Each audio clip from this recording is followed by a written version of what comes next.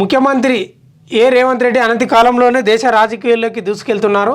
AICC అగ్రనేత రాహుల్ గాంధీ సైతం ఒక దశలో శభాష్ అంటూ సీఎం రేవంత్ను ప్రశంసించారు. మొన్నటి వరకు బీసీ రిజర్వేషన్ల బిల్లు, తాజాగా ముఖ్యమంత్రి రేవంత్ రెడ్డి సూచించిన జస్టిస్ సుదర్శన్ రెడ్డి ఉపరాష్ట్రపతి పదవికి ఇండి కూటమి కావడం గమనార్హం. బీసీలకు 42% రిజర్వేషన్లు కల్పించాలన్న సంకల్పాన్ని చూసి రాహుల్ ముగ్ధుడయ్యారు. రాష్ట్ర అసెంబ్లీలో బిల్లు పెట్టి కేంద్రానికి పంపించడమే కాకుండా ఆ తర్వాత మంత్రివర్గ ముసాయిదా ఆర్డినెన్స్ గవర్నర్ ద్వారా కేంద్ర హోంమంత్రిత్వ శాఖకు పంపించడం జరిగింది. అంతేకాకుండా బీసీ రిజర్వేషన్ల కోసం ఢిల్లీలో జంతర్ మంతర్ వద్ద ధర్నా చేయడం, దీనికి ప్రత్యేక రైలు ద్వారా కార్యకర్తలను తీసుకొని రావడం పట్ల కూడా అధిష్టానం సంతోషంగా ఉందని తెలిసింది. ఇదిలా ఉండగా ఉపరాష్ట్రపతి అభ్యర్థి ఎంపిక విషయంలోనూ రేవంత్ రెడ్డి కీలక పాత్ర పోషించారని తెలిసింది.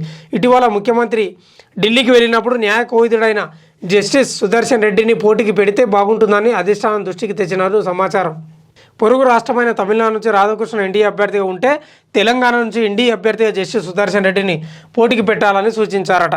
ముఖ్యమంత్రి రేవంత్ రెడ్డి సూచించిన అభ్యర్థి పట్ల పార్టీ అధిష్టానం సానుకూలంగా స్పందించింది. దీంతో ముఖ్యమంత్రి సోమవారం జస్టిస్ సుదర్శన్ రెడ్డి నివాసానికి వెళ్ళి చర్చలు జరిపారు. ఈ మేరకు మంగళవారం జస్టిస్ సుదర్శన్ రెడ్డి ఢిల్లీకి వెళ్ళడం జరిగింది. ఈ నెల 21న జస్టిస్ సుదర్శన్ రెడ్డి ఉపరాష్ట్రపతి అభ్యర్థిగా నామినేషన్ దాఖలు చేయనున్నారు. ముఖ్యమంత్రి కూడా ఈ కార్యక్రమానికి హాజరు కానున్నారు. ఆంధ్రకు ఆదర్శం.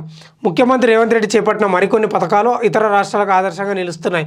ఉదాహరణకు మహిళల ఉచిత బస్సు సౌకర్యం కల్పించడంతో స్వాతంత్ర దినోత్సవం రోజు నుంచి ఆంధ్రప్రదేశ్ ప్రభుత్వం ఈ పథకాన్ని ప్రారంభించిన సంగతి తెలిసిందే.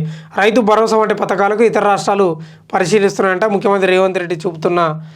ముఖ్యమంత్రి రేవంత్ రెడ్డి ఢిల్లీ స్థాయిలో ఢిల్లీ నాయకుడిగా ఎదిగిపోయినట్టు అంటే ప్రశంసలు అందుకుంటున్నాడంట. ఇక మొత్తం మీద అయితే రాహుల్ గాంధీ కూడా మెచ్చుకున్నాడంట.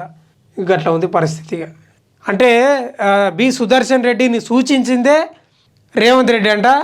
వాళ్ళ దగ్గర చెప్తే ఓకే మంచిదే మాట్లాడు, ఒకసారి మాట్లాడి అందరం మాట్లాడి డిసైడ్ చేద్దామని చెప్పిండ్రట.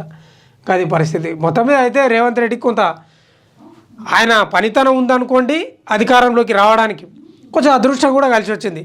ఇంకా అధిష్టానం దగ్గర మంచి పేరు రావడానికి కారణం ఏంటంటే కాంగ్రెస్ పార్టీ ఏ రాష్ట్రాలలో పెద్దగా లేదు అధికారంలోకి, 3 రాష్ట్రాలనే ఉంది కాబట్టి రేవంత్ రెడ్డి కూడా అట్లా ఎస్టాబ్లిష్ అవుతున్నాడు. సరే మంచిదే, ఒక తెలంగాణ బిడ్డ వెనుకబడ్డ జిల్లా పాలమూరు నుంచి ఒక బిడ్డ ఢిల్లీ స్థాయిలో ఎదిగితే మంచిదే, అందరికీ సంతోషమే. అది అందరికీ మంచిదే, సంతోషం, గర్విద్దాం కూడా దానికి.